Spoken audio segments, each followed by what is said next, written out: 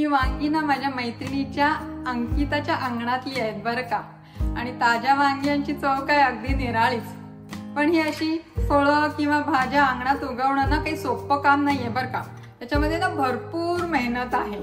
आणि मला तर ही अशी ताजी वांगी म्हणजे घरी उगवलेली, ताजी, ऑर्गॅनिक आणि प्रेमाने दिलेली म्हणजे अगदी अमृत तुल्य आहेत। त्याच्यामुळे थँक्यू अंकिता आणि विठ्ठल।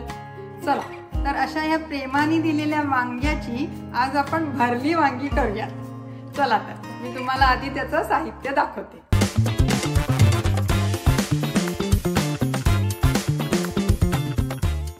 हे सुकं खोबरं, लाल मिरच्या, मिरी, लवंग, जिरं, तीळ, धणे। आता हे सगळं आपल्याला ना सुकंच भाजून घ्यायचंय। आणि आता या हिरव्या मिरच्या, कढीपत्ता आणि लसूण हे असं एकत्र वाटून घ्यायचंय। आणि हे सगळं आपलं नेहमीचं फोडणीचं साहित्य। फोडणीपुरतं तेल, जिरं, मोहरी, हळद, मोड आलेली मेथी, हिंग, मीठ आणि भाजीसाठी कांदा आणि वांगी।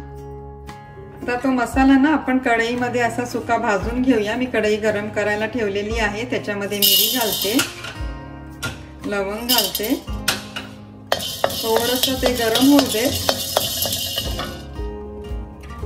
आता त्याच्यामध्ये हे तीळ घालते। गॅस जरा कमी जास्त करत राहायचा, फक्त मोठ्या गॅसवर सगळं भाजून घ्यायचं नाही। आता त्याच्यामध्ये हे सुकं खोबरं घालते। परत गॅस बारीक करून हलवून घेते।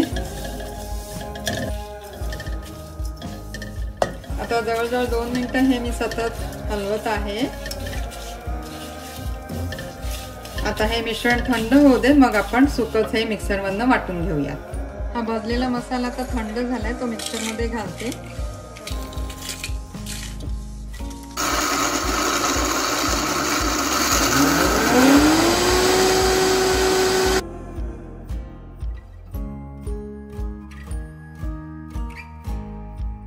आता प्रत्येक वांग्याला ना आपण हे असे 2 काप देऊयात। हे बघा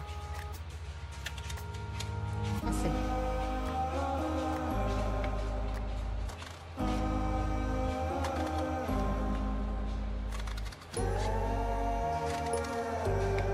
आता या वांग्यांमध्ये ना हा आपला मसाला भरायचा।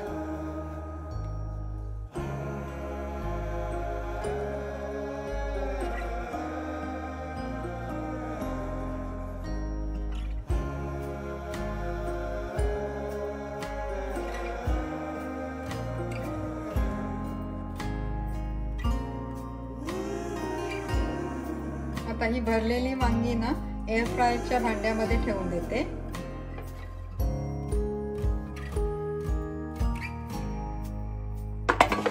आणि आता हा एअर फ्रायर 325 फॅरनहाइटला 15 मिनिटांसाठी लावून देते। आता हे लसूण, मिरची आणि कढीपत्ता मिक्सर मध्ये वाटून घेऊया।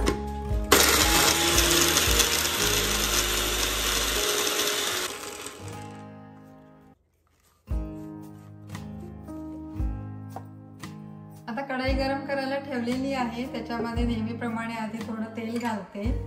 तेल गरम होऊ दे। मोहरी घालते। मोहरी चांगली तडतडली आहे। जिरं घालते, आपली मोड आलेली मेथी, हिंग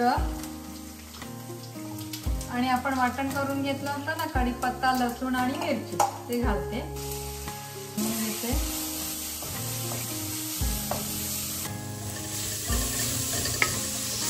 लसूण मिरचीचं ते वाटण चांगलं तेलामध्ये परतलं गेलंय।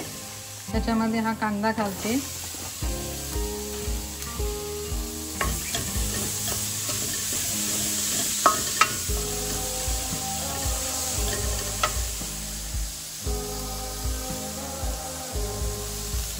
हळद घालते।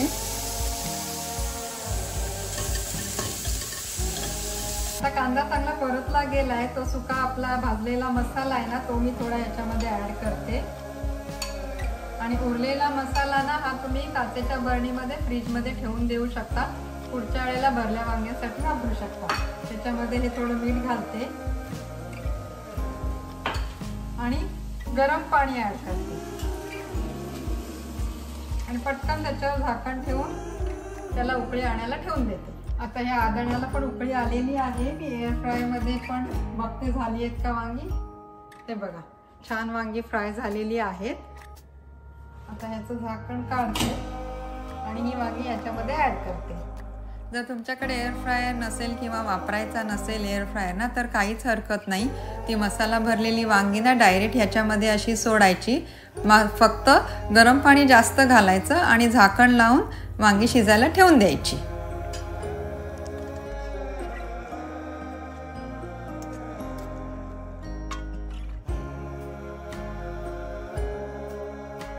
हे बघा भाजीला छान उकळी आली आहे. तुम्हाला उघडून दाखवते.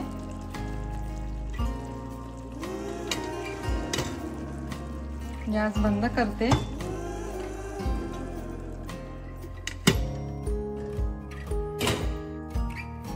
मस्त घरची ताजी भरली वांगी. आता हे एअर फ्राय मध्ये करण्याचं कारण असं आहे की ना त्याच्यामुळे ह्याला तेल कमी लागतं. या सगळ्याचं प्रमाण आणि साहित्य मी खाली डिस्क्रिप्शन बॉक्स मध्ये दिलेलं आहे. आता जे नेहमी स्वयंपाक करतात त्यांना अंदाज असतो काय जरा कमी जास्त घालायचं ते, पण तीळ मात्र आठवणीने घाला. चला आता मी पळते माझा योगाचा क्लास घ्यायला बरं का. आणि तुम्ही पण मस्त खा आणि स्वस्थ राहा.